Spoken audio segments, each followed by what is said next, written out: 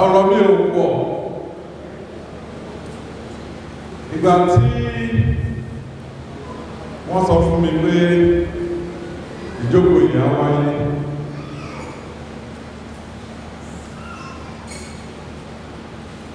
mo sọ fún bàbá Aya Adébánjọ pé I will be there personally. Àwa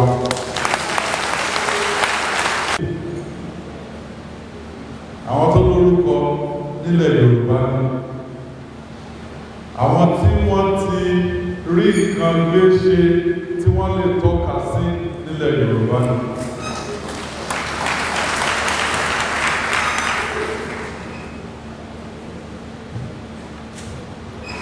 Èmi tẹ́ sì rán níṣẹ́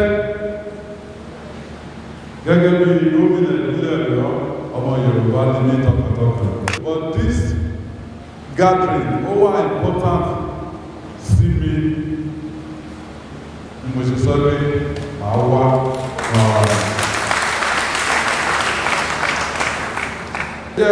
go back lọ sí historical lane. Kó tó di 2019 tí mo dìbò, tọ́lọ́ sọ pé àsìkò tó, mo ti try ní 2007, mo ti try ní 2011, mo try ní 2015. So kí lẹ wá lè rò wípé ó lè máa bà mí lẹ́rù tí mi ò fi ṣe ìgbà tó tọ́ àti tó yẹ.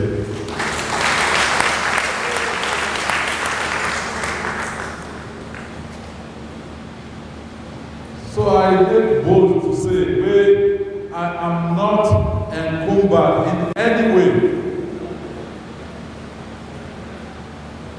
I'll still say it again. I have no godfather, no political godfather, except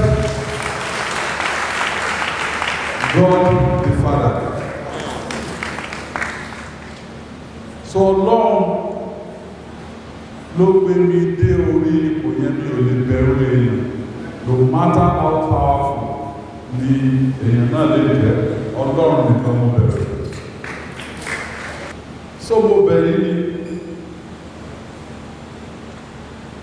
because ibi tí èmi jókòó sí, mo lè rí so many things tẹ́yìn ò lè rí. And I stand on my honor wípé I will take decisions in the best interest of my people. Àwọn kan sọ sí pé 2023 ó yẹ kí ààrẹ wá sílẹ̀ Yorùbá, ó yẹ kí lè ṣe máa di ọgbọ́n, máa di ọgbọ̀n, máa di ogójì. Ọ̀rọ̀ 2023 kọ́ ló wà nílẹ̀. Ọ̀rọ̀ tó wà nílẹ̀ báwo ni a ṣe fẹ́ ṣe tó fi jẹ́ pé tó tọ́ sí Àlàbá, àdọ́dọ̀ Àlàbá, tó tọ́ sí Dò, àdọ́dọ̀ Ìfẹ́ ní federation tí a ń pè ní Nigeria. That is the major challenge tó wà before us.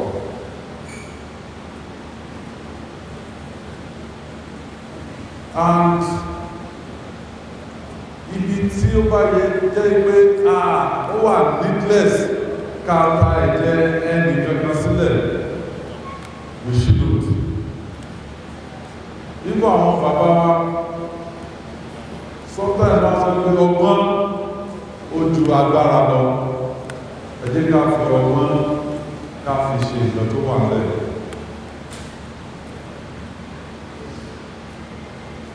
Torí pé tí a bá lo ọgbọ́n láti ṣe, Ọlọ́run ní jẹ́ kí ẹni gangan nínú wa kó jẹ́ collateral damage. Kí ni wọ́n fẹ́ ṣe fún Ṣèyí Mákindé? As I stand before you, and I confirm right now tí ẹ bá sọ pé Ṣèyí Mákindé ò ṣe gómìnà mọ́ mi ò ní pin tí mo lọ mú ní ọ́fíìsì mi ní secretariat. I don't have a pin out there.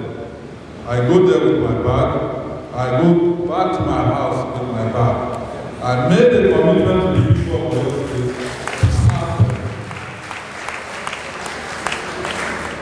So I'm not bothered about the position. I am bothered about the welfare, development, àti ìlọsíwájú ilẹ̀ Yorùbá àti Ọ̀yọ́ State.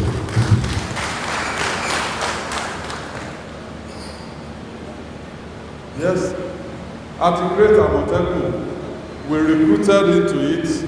Even Àmọ̀tẹ́kùn ta create infighting wà nínú ẹ̀ in a particular local government. Ẹ̀wọ́n lè ní àwọn OPC ni wọ́n recruit jù síbẹ̀, ẹ̀wọ́n lè ní Sọ̀lúdẹ̀rọ̀ ni, wọ́n lè ní ẹ̀rí fún wọn ni.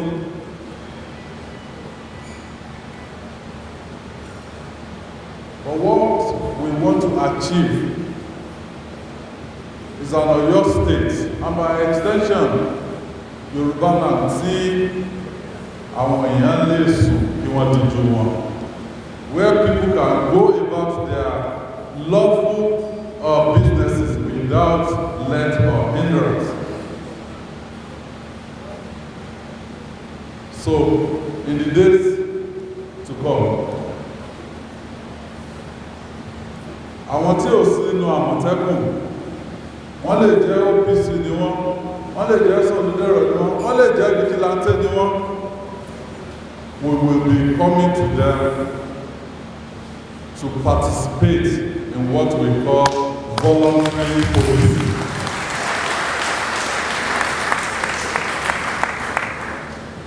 Tó túmọ̀ sí ni pé ọ̀rọ̀ security, our economy, development,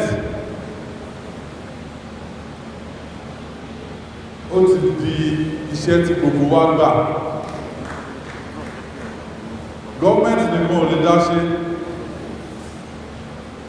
Àmọ̀tẹ́kùn nìkan ò lè dá ṣe, security agencies nìkan ò lè dá ṣe, àwọn traditional rulers wa àti non-state actors must come together and support their government.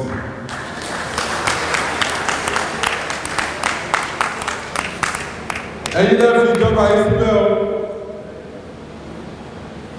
Tó bá jẹ́ mo yí ìbò létí, mo lọ kọ́, mi ò ní lè bá yín sọ̀rọ̀ bí mo ṣe bá yín sọ̀rọ̀ yìí. Bọ̀jọ́ tẹ́ bá fẹ́ ìjọba tẹ́ fi síbẹ̀ mọ́ ẹ change ẹ̀. Bọ̀ tíjọba yín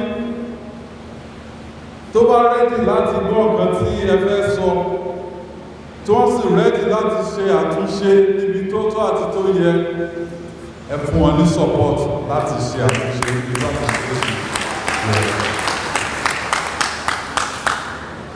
Mo fẹ́ sọ pé you have my support 100%